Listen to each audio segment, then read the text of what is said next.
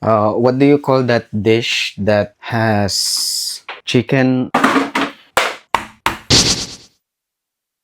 Isang mabilis na ulam lang. Di ko talaga alam kung anong pangalan nito eh. What do you call that dish that has chicken with soy sauce and herbs? I think it's a Vietnamese cuisine. Could you check what exactly is the name of that dish? Dito ko na lang ilalagay yung pangalan. Dito, kaya dito, kaya dito, kaya dito. Hindi ko alam. Pero itong luto na to, ang pangalan niya Vietnamese style soy sauce chicken. Pero lagi ko kasi niluluto to eh. Hindi ko lang talaga alam ang pangalan. Pero masarap to. Check nyo kung paano lutuin. Ito yung version ko. Simulan na natin. Siyempre, chicken. Pinakamagandang parts na gamitin dito, chicken thighs.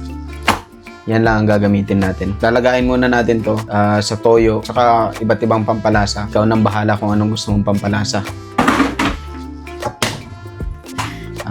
Lagay lang muna natin yan dyan.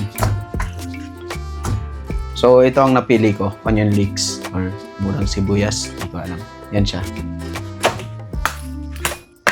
Hindi natin siya kailangang i-chop ng maarte. Pwede siyang mahaba lang. Yun. Ito lang. Lagay na natin. Onion leeks. Bawang. Busin na natin to. Isang pisaan lang. Siyempre, mawawala ba naman to? Masarap to. Masarap talaga to eh. Ano ba? Ito, luya. Luya. Pisain lang din natin. Pisain. Pigain. Paluin natin. Soy sauce, asin, paminta, asukal. Soy sauce, asin, paminta, pamintang buo, asukal, magic sarap. Pag samasamahin mo lang, lahating magic sarap lang. Buong paminta. Konti lang. Durog na paminta. Okay na. Asin, pink salt. Bakit? Konting asin lang. Brown sugar. Sakto lang yun. Toyo. Inulang pa. Babe! Mukha na lang ako ng bago. Pagalitan pa ako eh. Siguro mga 1 cup of toyo. Isipin mo na lang. Hindi pa rin nakatakas. Siya rin pala yung ginamit ko. Isipin mo na lang, nagmamarinade ka, pero lulutuin mo. Nakalimutan ko sabihin, oyster sauce. Expert na ba ito? Lagyan na natin ng tubig. Yung saktong lubog lang siguro. Pwede na yan. Papakuluan na natin. Takip. Takpan mo syempre. Pakuluan lang natin to hanggang lumambot. Tapos pipirituin na natin. Tapos, kain na. Ang bango niya. Kumukulo. Yung sabaw nito, gagawin natin parang konting sauce lang para dun sa manok mismo. Sarap nito sa kanin. Makainit eh. Balik na tayo dito ngayon. So, eto na. Buksan na natin siya. Yun. Yay! Init. Ayan o. Grabe naman. Nagpa-fang ba? Konting pakulo pa tapos prituin na natin. Daming satsat. Panguin na natin to. Pwede na to. Ingatan lang natin huwag masira yung skin. Yeah. Kasi pamprito yung ginamit na sandok eh. Nahirap ka tuloy. Extra challenge. So, gagawin kong sauce to mamaya. Patiwihin lang natin ng konti to. Piprituin ko na. Painitin na natin yung mantika. I-deep fry nga pala natin to. Meron akong ginamit na pan kanina. Pinaglutuan ko ng itlog. Ito na rin gagamitin natin. Dagan na lang natin ng mantika. Huwag ka masyadong maarte. Since deep fry nga, maraming mantika. Anyway, yan. Yung tira natin last time. Lagyan pa natin ng 1 galon. Joke lang. Tamang level lang. Pwede na yan. Tanggalin ko lang tong mga dito. Mga gulay-gulay. Ayaw natin yan maprito. So, tingin ko 2 batch siya. 2 batch siya. 2 batch pagprito natin. Tapos gagawin natin yung sauce mamaya doon sa maliit na pan. Thank you sa naghuhugas ng mga pinaglulutuan ko. Tingin ko mainit na to. Siguro. Wala kasi akong pang test eh. Yung probe ba. Ngayon, prituin na natin. Unahan natin ng konti yung apoy. Inisip ko kailangan ko ba naman ito. Pumuputo kaya to. Para lang sigurado. Okay, lagay na natin isa-isa. Unahin natin to.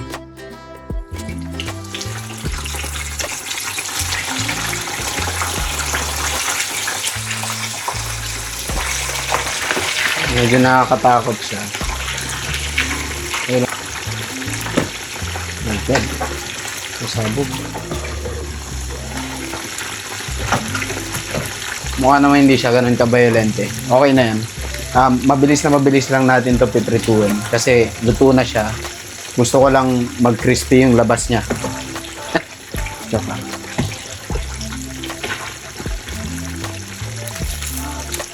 Parang max chicken yung labas nito. Mabilis lang yung pag-prito natin sa kanya. Ayoko rin kasing ma-dehydrate ng mantika yung ano. Kuha na natin mga 2 minutes lang. Pwede na yun. Hanguin na kagad natin. Gusto kong ipakita yung kulay na gusto kong ma-achieve sa kanya. Which is na-achieve naman natin. Ayan. Parang max pero mas juicy to sa loob. Kasi nga nilaga mo pa siya. Tingin ko ganun din naman yung max chicken.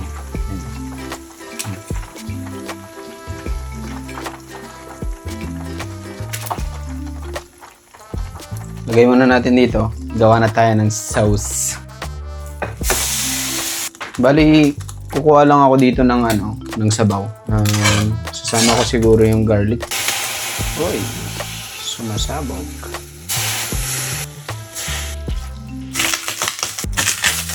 Gagawa lang ako saglit ng slurry. Cornstarch, tsaka tubig.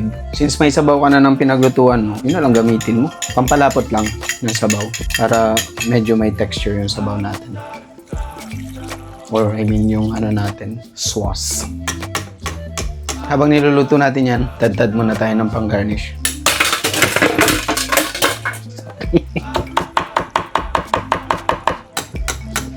Pwede na yan. Plate na natin. Lagay na natin yung manok.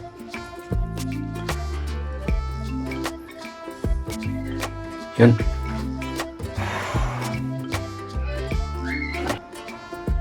Yan na yung best ko. So, slow muna natin.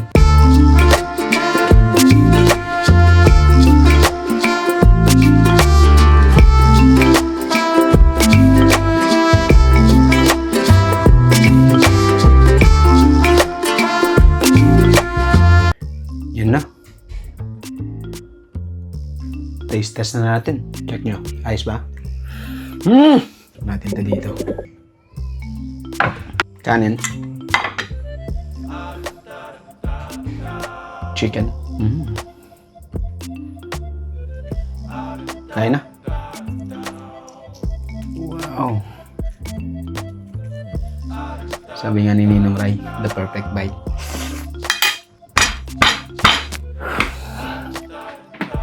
The best to. Isa pa. Time to eat. Lutuin nyo na rin to. Sarap. Sundin nyo lang yung steps na ginawa ko. Perfecto. See you in the next video. Kain muna kami. May steak ba? Pwede na yun.